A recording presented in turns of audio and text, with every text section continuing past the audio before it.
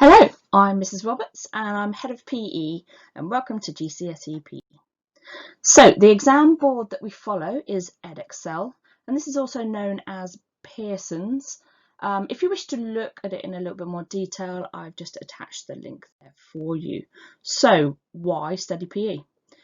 You will develop a holistic understanding of PE, and within that we'll introduce you to the world of PE, sport and sports science through developing an understanding of how the mind actually works, how the body works, and how these all link together in order to help you perform in physical activities. We'll also look in terms of the cognitive, interpersonal and intrapersonal skills that you will also learn through doing the activities with us. So this is the course breakdown. We have a theoretical understanding which is worth 60% of your final grade, and within this section we have two papers that you will need to sit. The first one, to do with fitness and body systems, is 1 hour and 45 minutes, and this makes up 36% of the qualification. The paper is worth 90 marks and looks over 4 topics. So we look at applied anatomy and physiology, which is looking at the key body systems and how they actually impact on health, fitness and performance. We will look at movement analysis, which is the basic principles of movement and how their effect on performance in physical education. We will look at physical training, and this is the principles of training and different training methods that we use in order to plan, carry out, monitor and evaluate a personal exercise program and also training. And then the last topic is the use of data. So this is across both papers as well. And what you need to do there is analyze data in relation to key aspects of physical activity and sport. The second paper that you will need to sit is everything to do with health and performance. Now this is a paper that lasts 1 hour and 15 minutes. It's not worth as much as the other paper. It's only 70 marks and is 24% of the qualification. So there's not as much content in this section.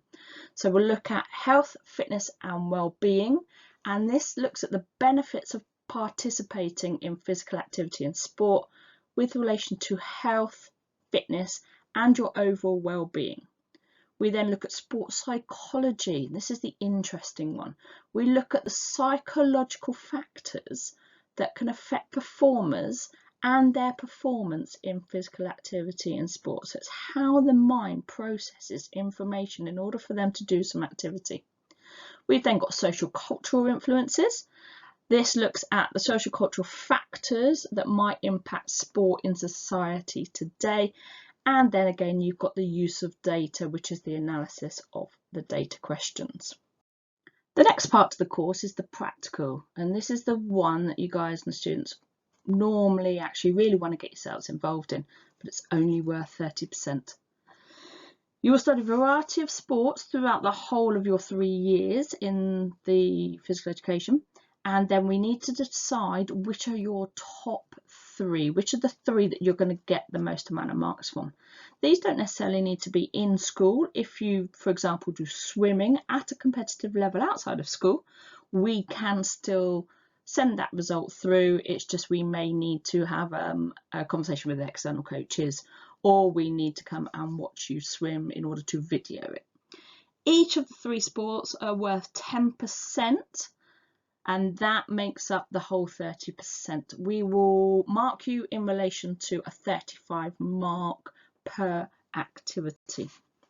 Within this section, you are though restricted on what you can do, and we are told what activities are on the list. Now the ones in front of you at the moment are the ones that the exam board have given us, and those are the ones that we need to stick to. Within relation to this, you can choose one from the left hand side and one from the team activities, which is the right hand side. You have to have one of each. The third one can come from either side.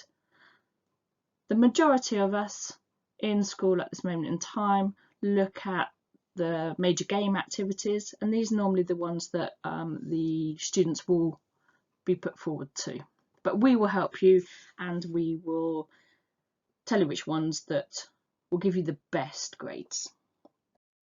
Finally, there is a coursework element, and this is worth 10%. You have to devise a personal exercise program, and we will mark this out of 20. Your aim is to devise, carry out and monitor, and evaluate a personal exercise program. So this works alongside the physical training that we teach you. And I have some examples of just a few little pieces of work that the students have submitted in relation to this. So on the right hand side we have what's in the appendix. That's their overall training session for the week. They put specifically exactly what they're going to be doing. Underneath that, they've just explained exactly the 3 fitness components that they will be working on. And then to the left hand side, we've got their results in relation to the tests that they did. Now, the only downside is there's a 1,500 word limit. Now, that probably sounds a lot, but by the time you've devised it, and then you're going to have to analyse, the 1,500 words will soon come round. We can only give you advice for this. We cannot mark it and then give it back to you in order for you to improve. But what we can do is give overall feedback about the types of activities, the types of training methods that you would need to put into it. So, what can you do after you've done GCSE PE? Well, it really does help with a smooth transition to A-level, BTEC level, or any other activity that you wish to do when you leave. So for example, we've got sports science, PE teacher, physiotherapy. So because we go quite heavily into the human body, physiotherapists love this. You've obviously got professional sports person, coach, you've got looking at sport at national and local level, you've got diet, fitness instructor, personal trainer. If you wanted to go into the media, it's a real big benefit to have a background of sport in relation to there. So just so that you've got some examples of what's on the theoretical paper, we have multiple choice questions. We have 8 on paper 1 and 6 on paper 2. We've got short answer questions where anywhere from 2 to 6 marks for the whole of the paper. And then we have 9 mark essay questions. Now there are 2 per paper. Obviously, yes, this is 9 marks, which is then an essay. All right, and that's just an example there. So what do we need from you? We really need enthusiasm. You need to be a good level playing sport outside of school.